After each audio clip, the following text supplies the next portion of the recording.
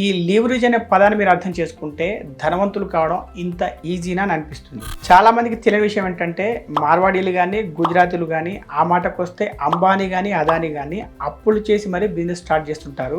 వారికి డబ్బులు లేక కాదు, లీవరేజ్ తో ఆడుకుందామని. టైం లీవరేజ్ అంటే ఇతరుల సమయాన్ని ఉపయోగించుకొని మన పనులు చేయించుకోవడం, తద్వారా డబ్బు సంపాదించడం. ఫైనాన్షియల్ లీవరేజ్ అంటే ఇతర డబ్బును ఉపయోగించుకోవడం. అది అప్పు రూపంలో కావచ్చు లేదా ఈక్విటీ రూపంలో కూడా కావచ్చు. ఇక్కడ ఇంకొక బెనిఫిట్ ఏంటంటే లోన్లపై ఇన్కమ్ ట్యాక్స్ ఉండదు. తక్కువ ఖర్చుతో ఎక్కువ వస్తువులు అమ్మడం లేదా తక్కువ ప్రొడక్ట్స్ తో ఎక్కువ లాభాన్ని సంపాదించడం లాంటివి ప్రొడక్ట్ లీవరేజ్ కిందకు వస్తాయి. రియల్ ఎస్టేట్ లో ఏజెంట్లు మాత్రమే కాదు, ఉద్యోగస్తులు కూడా ఈ లీవరేజ్ ను ఉపయోగించుకొని అద్భుతాలు చేయవచ్చు. ఇంకొక బెస్ట్ ఎగ్జాంపుల్ చెప్పాలంటే చాట్ జీపీటీ. దీన్ని ఎంతో మంది నాలెడ్జ్ లీవరేజ్ గాను ఇంకా టెక్నాలజీ లీవరేజ్ గాను ఉపయోగించుకొని మంచి బెనిఫిట్స్ పొందుతున్నారు. నాలెడ్జ్ లీవరేజ్ అంటే ఇతరుల నాలెడ్జ్ ఉపయోగించుకొని మీ పనులు చేయించుకోవడం.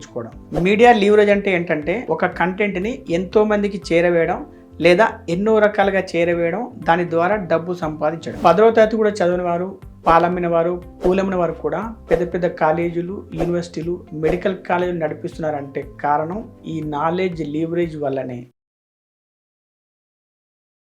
I wanted to be an employer, not an employee.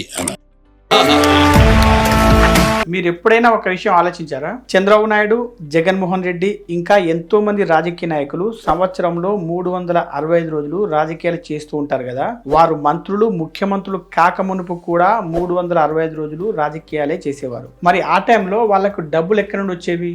వారు చేసే బిజినెస్ల ద్వారా. అంటే వారి కోసం కొన్ని వేల చేతులు, కొన్ని వందల మెదళ్ళు పనిచేస్తున్నాయి అన్నమాట. ఇప్పుడు ఈ రాజకీయ నాయకులతో పవన్ కళ్యాణ్ పోల్చి చూడండి. ఆయన స్వయంగా సినిమాలు చేస్తేనే గానీ డబ్బు సంపాదించలేరు. అందుకే ఆయన 365 రోజులు రాజకీయాలపై ఫోకస్ పెట్టలేకపోతున్నారు. పోనీ ఆయన తన పనిని ఇంకెవరితోనైనా చేయించగలరా అంటే లేదు. తన పనిని ఇంకెవరితోనైనా షేర్ చేసుకోగలరా అంటే అది కూడా సాధ్యం కాదు. ఒక్క ముక్కలో చెప్పాలంటే వారికి ఈయనకి మధ్య ఉన్న తేడా ఏంటంటే లీవరేజ్. ఈ లీవరేజ్ అనే పదాన్ని మీరు అర్థం చేసుకుంటే ధనవంతులు కావడం ఇంత ఈజీనా అని అనిపిస్తుంది. మీ చేతికి మట్టి అంటకుండా స్మార్ట్ గా కూడా డబ్బు సంపాదించవచ్చు అని తెలుస్తుంది. ఇతరులను ఉపయోగించుకొని మీరెలా ధనవంతులు కావాలో తెలుస్తుంది. లీవరేజ్ అనే కాన్సెప్ట్ మీద తెలుగులోనే కాదు ఏ భాషలోనైనా వస్తున్న మొట్టమొదటి వీడియో ఇది. అందుకే మీరు ఎక్కడా స్కిప్ చేయకుండా చివరి వరకు చూడండి. ఇంకా మీకు తెలిసిన వారందరికీ ఈ వీడియోని షేర్ చేయండి. లీవరేజ్ అనేది ముఖ్యంగా 6 రకాలుగా ఉంటుంది. అందులో మొదటిది ఫైనాన్షియల్ లీవరేజ్ అంటే ఇతర డబ్బును ఉపయోగించుకోవడం. అది అప్పు రూపంలో కావచ్చు లేదా ఈక్విటీ రూపంలో కూడా కావచ్చు. లీవరేజ్ కు ఒక బెస్ట్ ఉదాహరణ రియల్ ఎస్టేట్ అని చెప్పవచ్చు. రియల్ ఎస్టేట్ ఏజెంట్లు ఇంకా మామూలు ఎంప్లాయీస్ ఈ లీవరేజ్ ను ఉపయోగించుకొని రియల్ ఎస్టేట్ లో కొన్ని కోట్ల రూపాయలు సంపాదిస్తున్నారు. ఒక రియల్ ఎస్టేట్ ఏజెంట్ తన దగ్గర డబ్బు లేకపోయినా కూడా ప్లాట్లు కొంటుంటాడు, అమ్ముతూ ఉంటాడు. ఒక ప్లాట్ విలువ 20 లక్షలు ఉందనుకోండి, రియల్ ఎస్టేట్ ఏజెంట్ ఓనర్ కు 5 లక్షల రూపాయలు అడ్వాన్స్ ఇచ్చి 2 నెలల్లోనో 3 నెలల్లోనో రిజిస్ట్రేషన్ చేసుకుంటానని అగ్రిమెంట్ చేసుకుంటాడు. ఈ లోపు ఆ ప్లాట్ ను 25 లక్షల రూపాయలకు వేరే వ్యక్తికి అమ్మి ఓనర్ కి ఇవ్వాల్సిన 15 లక్షల రూపాయలు ఇచ్చేసి 5 లక్షల రూపాయల ప్రాఫిట్ ను జేబులో వేసుకుంటాడు. మామూలుగా అయితే ఇక్కడ 20 లక్షల రూపాయలు సొంతంగా ఇన్వెస్ట్ చేసి మాత్రమే 5 లక్షల రూపాయల ప్రాఫిట్ సంపాదించవచ్చు. కానీ ఇక్కడ అతను ఇన్వెస్ట్ చేసింది కేవలం 5 లక్షల రూపాయలు మాత్రమే. మిగతాదంతా లీవరేజ్ అని చెప్పవచ్చు. రియల్ ఎస్టేట్ లో ఏజెంట్లు మాత్రమే కాదు, ఉద్యోగస్తులు కూడా ఈ లీవరేజ్ ను ఉపయోగించుకొని అద్భుతాలు చేయవచ్చు. ఒక ప్రాక్టికల్ ఎగ్జాంపుల్ చెప్పాలంటే 2016వ సంవత్సరంలో హయత్ నగర్ దగ్గరలో ఒక HMDA లేఅవుట్ లో ప్లాట్ కొందామని నేను అనుకున్నాను. అయితే చివరి నిమిషంలో నాకు నాసిక్ నుండి ఒక మంచి జాబ్ ఆఫర్ రావడంతో నేను డ్రాప్ అయ్యాను. అయితే నాతో పాటు ప్లాట్ చూడడానికి వచ్చిన నా సబార్డినేట్ అప్పటికే అక్కడ ఒక ప్లాట్ కొందామని డిసైడ్ అయ్యాడు. నా మీద నమ్మకంతో 267 గజాల ప్లాటు, గజం 8,000. కానీ 20 లక్షలకు రౌండ్ ఫిగర్ నెగోషియేట్ చేయడం జరిగింది. 10 లక్షలు మొదటిగా కట్టి మిగతా 10 లక్షలు అతడు ప్లాట్ లోన్ తీసుకున్నాడు.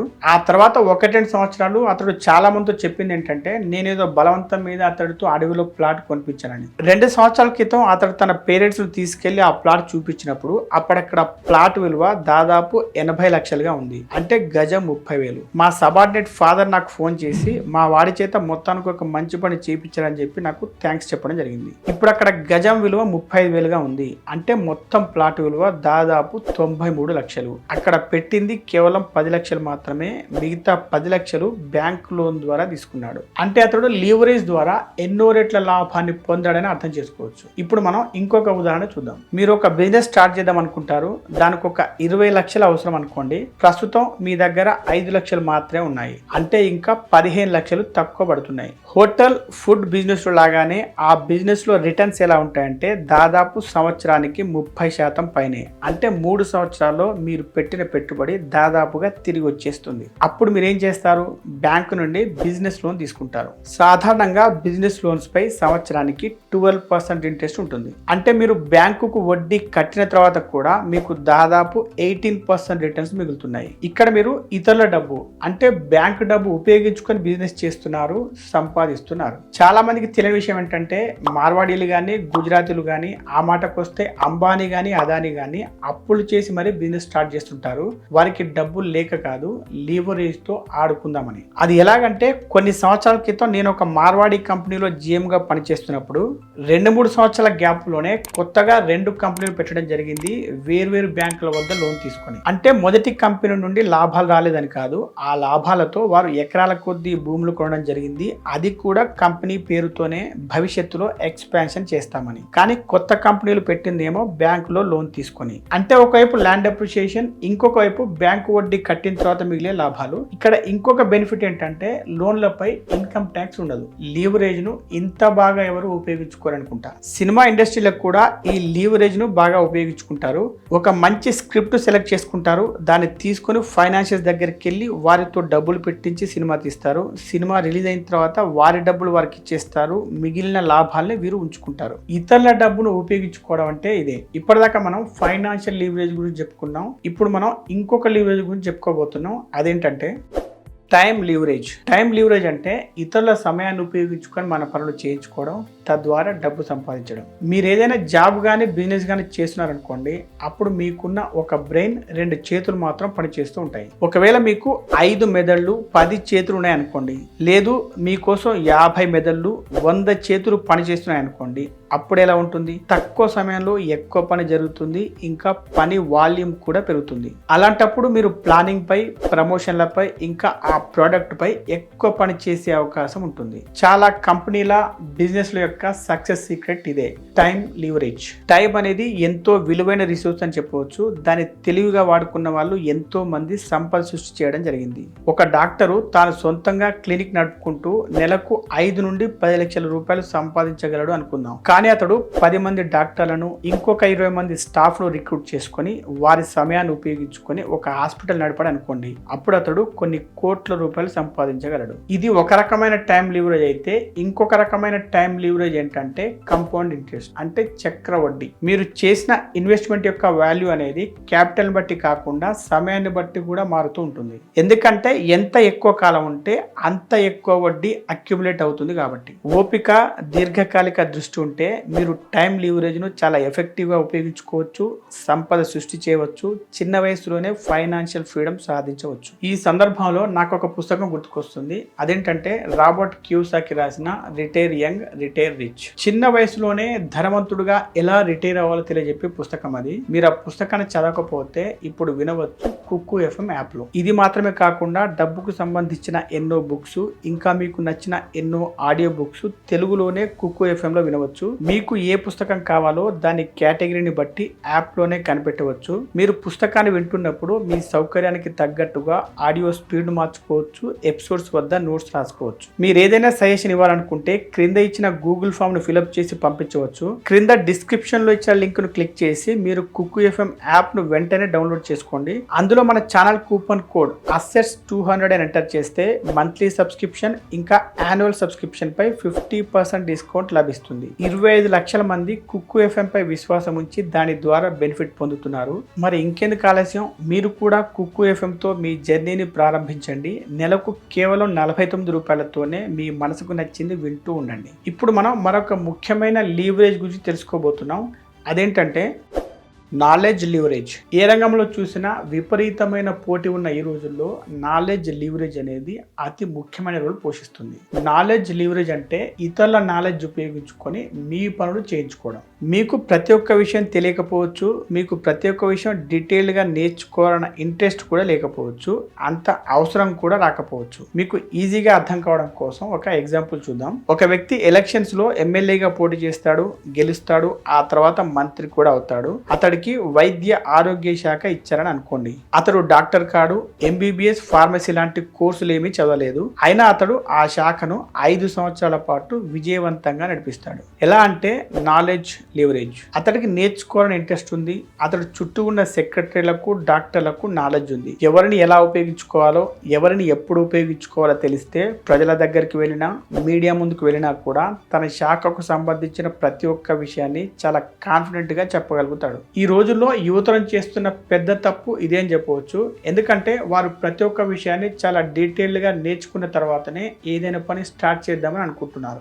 కానీ ఈ రోజుల్లో ఏదైనా ఒక విషయాన్ని పూర్తిగా నేర్చుకోవాలంటే ఒక జీవిత కాలం సరిపోదు. పేదవాడైనా, ధనవంతుడైనా, బిలియనీర్ అయినా జీవితాంతం నేర్చుకుంటూ ఉండాల్సిందే. 10వ తరగతి కూడా చదివిన వారు, పాలమ్మిన వారు, పూలమ్మిన వారు కూడా పెద్ద పెద్ద కాలేజీలు, యూనివర్సిటీలు, మెడికల్ కాలేజీలు నడిపిస్తున్నారంటే కారణం ఈ నాలెడ్జ్ లీవరేజ్ వల్లనే అని చెప్పవచ్చు. తమ చుట్టూ నాలెడ్జ్ ఉన్న వాళ్ళని పెట్టుకుంటారు, వారు అడిగిన జీతాన్ని చెల్లిస్తూ ఉంటారు. ఇప్పుడు మనం చెప్పుకున్న నాలెడ్జ్ లీవరేజ్తో పాటుగా మీరు ఖచ్చితంగా ఉపయోగించుకోవాల్సిన ఇంకొక ముఖ్యమైన లీవరేజ్ ఏంటంటే టెక్నాలజీ లీవరేజ్.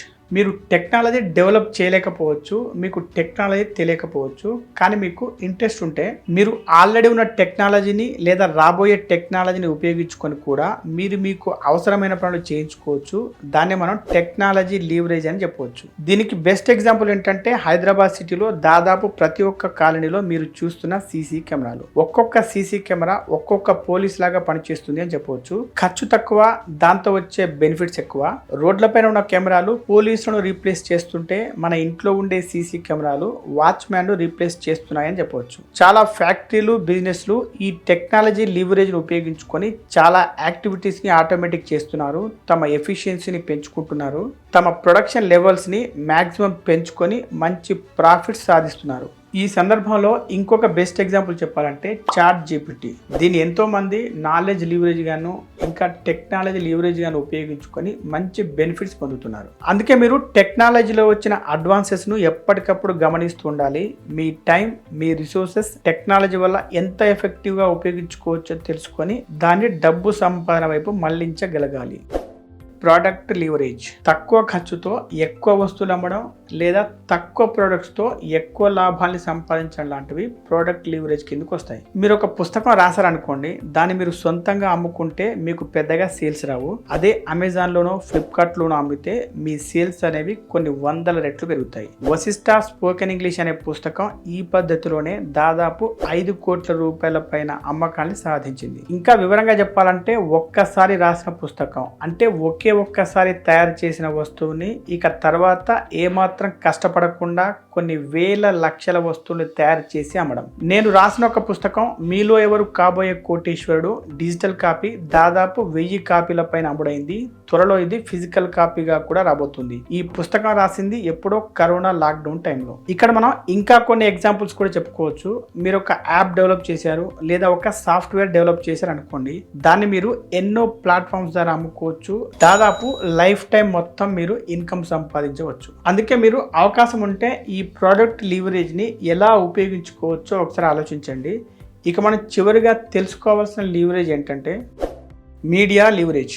మీడియా లీవరేజ్ అనేది అందరికీ సాధ్యం కాకపోవచ్చు, ఎందుకంటే అందరికీ అవకాశం లేకపోవచ్చు. మీడియా లీవరేజ్ అంటే ఏంటంటే ఒక కంటెంట్ని ఎంతో మందికి చేరవేయడం లేదా ఎన్నో రకాలుగా చేరవేయడం, దాని ద్వారా డబ్బు సంపాదించడం. ఉదాహరణకు ఒక వ్యక్తి ఒక వీడియోని తయారు చేస్తాడు, ఒక ప్లాట్ఫామ్లో దాన్ని అప్లోడ్ చేస్తాడు, అది వైరల్ అవుతుంది, కొన్ని లక్షల మందికి చేరుతుంది, ఇంకా మంచి రెవెన్యూ సంపాదిస్తుంది. అదే వీడియోని లేదా ఆ వీడియోలోని కొంత భాగాన్ని అతడు తిరిగి వేర్వేరు ప్లాట్ఫామ్స్లో అప్లోడ్ చేస్తాడు. అక్కడ కూడా కొన్ని వేల మందికి, కొన్ని లక్షల మందికి చేరవచ్చు. అక్కడ నుండి కూడా రెవెన్యూ జనరేట్ అవ్వచ్చు. ఇంకా కొంతమంది ఆన్లైన్లో క్లాసులు లేదా కోర్సులు కండక్ట్ చేస్తూ ఉంటారు. అవి కూడా కొన్ని వేల మందికి, కొన్ని లక్షల మందికి చేరవచ్చు, మంచి రెవెన్యూ జనరేట్ చేయవచ్చు.